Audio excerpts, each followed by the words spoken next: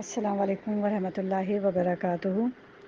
عالم برزخ میں ہمارا سفر، ہم اپنے سفر پہ جا رہے ہیں اور ہم نے کچھ ایسے لوگوں کو دیکھا کہ جو چلنے میں ایسے اس طریقے سے چل رہے ہیں جیسے ضعیف ہوتے ہیں، جنہیں کسی سہارے کی ضرورت ہو، جیسے اسٹک لے کے چلنا ہو اور چلنے میں بڑی انہیں دقت ہو رہی ہے۔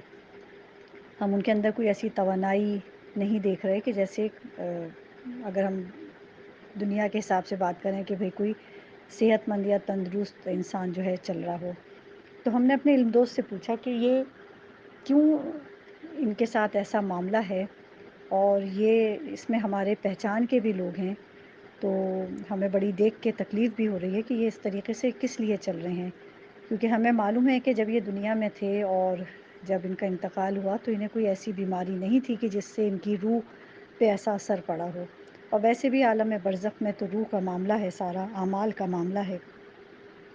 تو ہمارے علم دوست نے کہا کہ یہ جو لوگ ہیں یہ وہ ہیں کہ دنیا میں بہت کمزور مومن تھے، اور حدیث رسول کے حوالے سے کہ ان کا کوئی دین نہیں تھا۔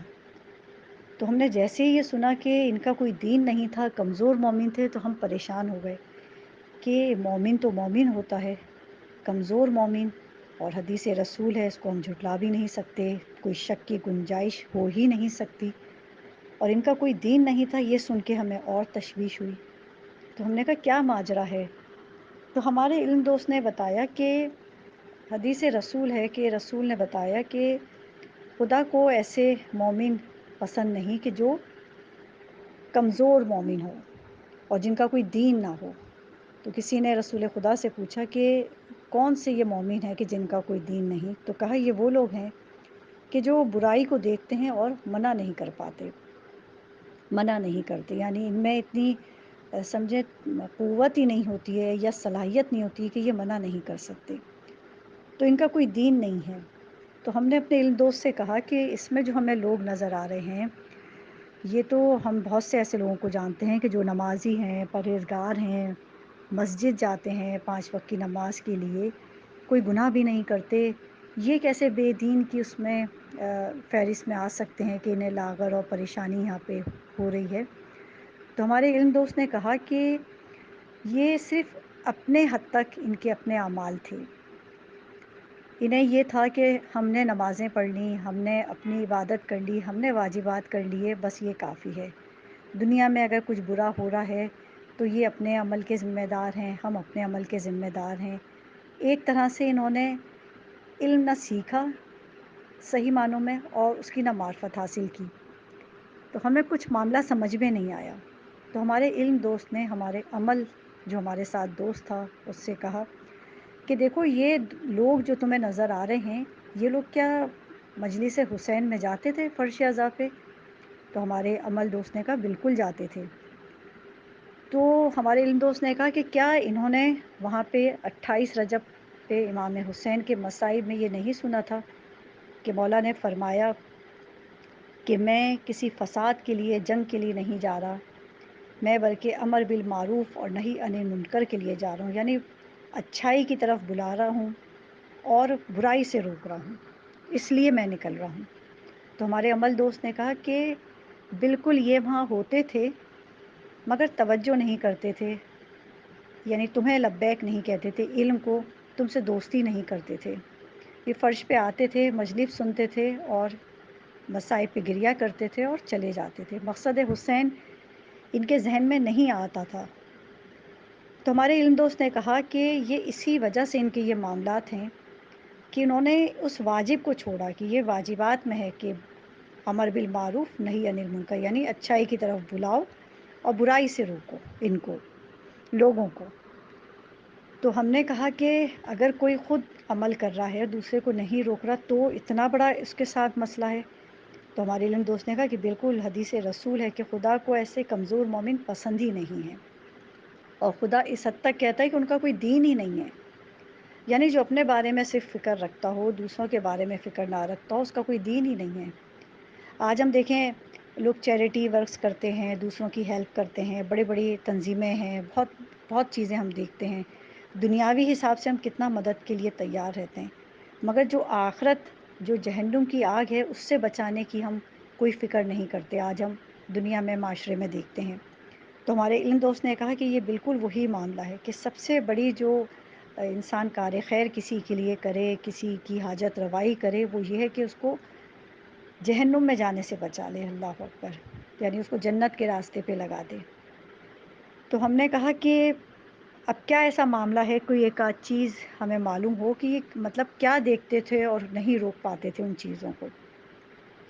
تو ہمارے علم دوست نے مسکرا کے کہا اور عمل کی طرف دیکھ کے مسکرایا کہ بہت دور کی بات نہیں، تم اپنے ہی زمانے کی بات کو دیکھ لو، توجہ کرو کہ تم لوگوں کے یہ اسمارٹ فون تھے، تم لوگ کے پاس لیپ ٹاپس تھے، فیس بک آن ہوتے تھے، اس پہ نامحرم خواتین میک اپ کے ساتھ ہوتی تھیں اور تم اس پہ لائک کرتے تھے یا لائک کرتی تھیں.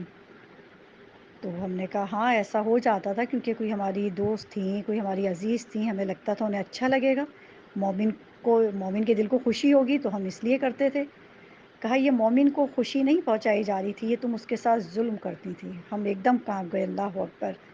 ظلم کا نام اور بہت مصیبت کی بات. ہمیں فوراً وہ آیت بھی یاد آئی کہ ربی انی ظلمت نفسی فاغفر لی، کہ پروردگار میں ہی ظالم ہوں، میں نے ہی اپنے اوپر ظلم کیا. ہم نے کہا یہ بات بہت سخت ہے ہمارے لیے، کیونکہ ابھی تو ہمیں اپنے آگے جا کے اپنے اعضائے جوارے کے جواب بھی دینے ایک پوسٹ پہ. ہم تو اپنے آپ پہ بڑا ظلم کرتے ہیں، ابھی تو ہم یہاں پہ اسی مقام پہ ظلم کی بات آ گئی. کہا بالکل. ہمارے علم دوست نے کہا کہ یہ مومن کو خوش نہیں کرنا تھا، یہ تم نے اس کو اذیت دی، اس کے ساتھ تم نے ظلم کیا. کس حوالے سے اذیت دی؟ آخرت کی. کہ جب تم نے لائک کیا اور اس کے ساتھ کوئی ایسا کامنٹ دے دیا کہ جس سے ان کے دل میں یہ ایک خواہش ہوئی کہ اب میں اس سے اچھی کوئی پکچر لگاتی ہوں، کوئی اچھے اسٹائل میں ڈالتی ہوں. تو ہم نے کہا کہ اس میں جو ہمارا سرکل تھا ہمارے دوستوں کا، وہ تو اسکارف پہنتی تھیں، ان کے جو ہے سر ڈھکے ہوتے تھے، بال ان کے چھپے ہوتے تھے. کہا صرف کس نے ان کو یہ بتایا تھا کہ صرف بالوں کو ہی چھپانا ہے؟ چہرے پہ زینت. کیا قرآن کی تلاوت کرتی تھیں، گروپس پہ تھیں، اتنے قرآن ختم کرتی تھیں، کبھی توجہ کرتی تھیں کہ خدا نے میرے لیے کوئی احکام اس میں رکھا ہے یا نہیں کہ اپنی زینت کو ظاہر نہ کرو؟ اس آیت پہ کیا ان کی توجہ نہیں تھی، یا حکم خدا کو یہ مذاق سمجھتی تھی کہ یہ خدا کا حکم ہے اور میں نہیں مانوں گی؟ زینت کے ساتھ پکچرز اپنی ڈالنا، میک اپ کے ساتھ پکچرز لگانا. تو یہ تم نے اسے لائک کیا، یعنی ان کو تم نے ایک بڑھاوا دیا، انہوں نے نیکسٹ ٹائم اور اچھی پکچر ڈالی. ہونا یہ چاہیے تھا کہ یہ جو گروتھ تھا یہ انہیں روکتا پرائیویٹ پہ جا کے کہ یہ غلط کام ہے، آپ بے حجاب پکچر اپنی نہ لگائیے. ایک دفعہ کہنا ضرور اپنی حجت کو تمام کرنا ہے، پھر تھوڑے عرصے بعد، پھر کچھ ٹائم بعد دیکھیں کہ اگر ابھی بھی ہے پھر انہیں تھوڑا سمجھایا جائے. مگر یہ جو گروہ تھا یہ کمزور تھا، ان میں دین کے لیے کوئی تڑپ ہی نہیں تھی، کیونکہ انہوں نے فرش ازاں پہ بیٹھ کے امام حسین کے مقصد کو سمجھا نہیں تھا. ورنہ وہ جوش اور جذبہ ہوتا کہ دین کی خاطر بھلے ہی میرے سگے بھائی بہن مجھ سے ناراض ہو جائیں، مگر میں وہی بات کہوں جو حق ہے اور مجھے کہنی ہے کہ جس دین کے لیے مولا حسین نے اپنا گھر بار لٹا دیا. تو ہم بڑے پریشان ہوئے کہ ان کا معاملہ بڑا سخت ہے. پھر ہمارے علم دوست نے کہا کہ ایک بات اور سنو، کہ جب ان کے کوئی محروم یہاں سے چلے جاتے ہیں خواتین، جب بھی یہ لوگ پکچرز ان کی بے حجاب لگا کے اور سورہ فاتحہ کی درخواست کرتی ہیں، وہ ایک واجب عمل ہے جو انہوں نے گناہ کیا بے حجابی کا اور اس کے ساتھ سورہ فاتحہ. گناہ کو اتنا غالب کر لیا. خدا رحیم و کریم ہے، بخشنے والا، اس سے کوئی کسی کو انکار نہیں ہے، مگر غالب اس وقت گناہ ہو رہا ہے، ہر کوئی وہ نامحرم ان کی پکچر دیکھ رہا ہے. تو ہمارے ان دوست نے کہا کہ صرف نام ڈال کے بھی سورہ فاتحہ ہو جاتی ہے، ضروری نہیں ہوتا کہ پکچرز بھیجی جائیں لوگوں کی، مرحومین کی.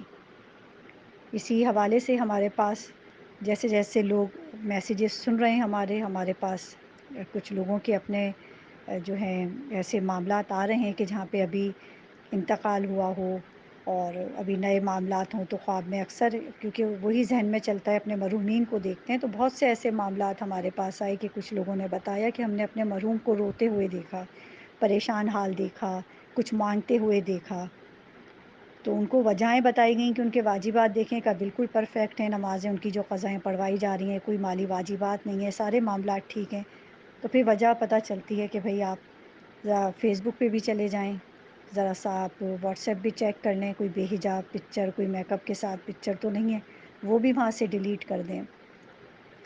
کیونکہ دیکھیں دنیا جو ہے ثواب جاریہ ہے، اور دنیا ہی جو ہے وہ عذاب جاریہ بھی ہے۔ یہاں پہ ہم جو کچھ چھوڑ کے چلے جائیں گے اس کے اثرات وہاں پہ نظر آئیں گے۔ تو ہمارے لیے یہ میسیج بنا، ہمارے علم دوست نے کہا کہ کیونکہ تم دنیا میں اس طرح کے معاملات نہیں کرتی تھیں کہ لائک کرنا، بلکہ ہوتا تھا تو تم کبھی سمجھا ہی دیتی تھی کہ بھئی یہ صحیح نہیں ہے، اپنا فرض پورا کیا، تو تم الحمدللہ صحیح ہو، اپنے صحیح سفر پہ ہو۔ اور یہ لوگ بھی چلیں گے مگر بڑی اذیت اور بڑے آہستہ اور بڑے آرام آرام سے اپنے سفر کو یہ جاری کریں گے۔